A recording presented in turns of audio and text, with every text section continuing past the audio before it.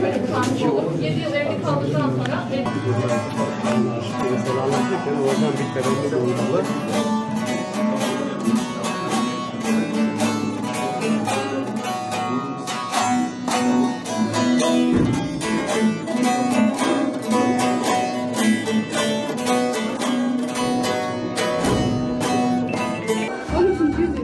Anadolu'da yaşamış olan tasavvuf ve halk şairlerinin en önemli isimlerindendir.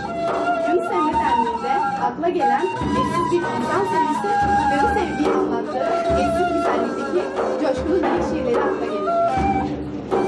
Şiirlerinde saf Anadolu Türkçesinin bütün sıcaklığıyla yansıtmıştır.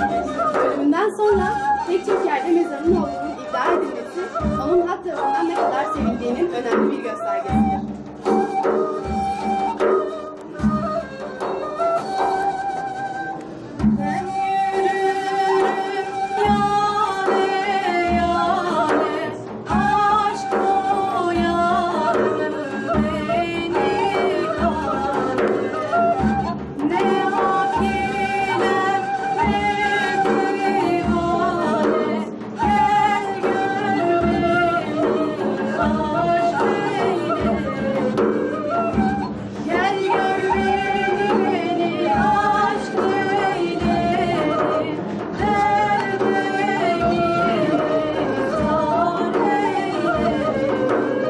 Evet, bugün biz burada bütün misafirlerimizin de şeref verdiği, iştirak ettiği şekilde Aşıklar ve Ozanlar Sokağı çalışmamızı gerçekleştirdik.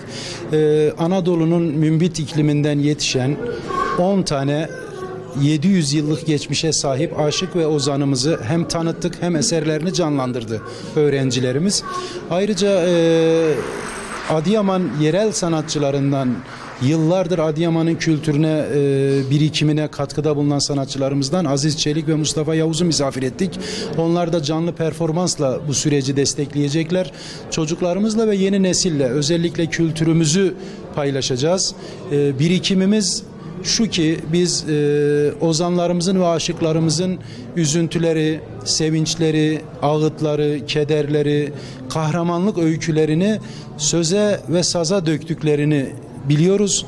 Bunu bütün gençlerimizle, öğrencilerimizle de paylaşarak kültürümüzü yaşatmak istiyoruz.